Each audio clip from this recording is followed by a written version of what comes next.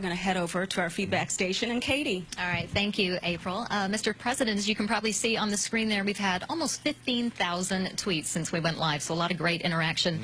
And now we're moving on to an issue that we've heard a lot about from our Twitter audience, and that is Sudan. Mr. President, the January referendum in Sudan could lead to an outbreak of war. How will you prevent this? Well, first of all, this is an example of where young people have taken the lead. Sudan is where the genocide in Darfur took place. So many young people on college campuses across the country got engaged and involved in it.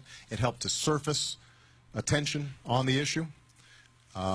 And I actually think that the previous administration did some good work on this in helping to broker a peace deal between northern Sudan and southern Sudan. That's one conflict. We have then worked to make sure that in Darfur, the violence against civilians was drastically reduced. We helped to stop an outbreak of war between Chad and Sudan.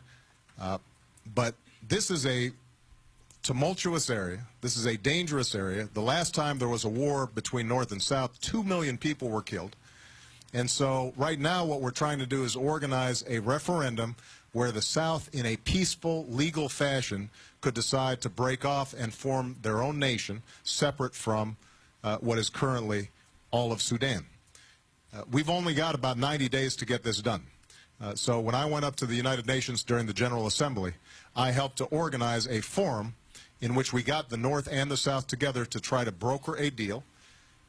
I've got Hillary Clinton, my UN Ambassador Susan Rice, Special Envoy General Scott Gration, all working together.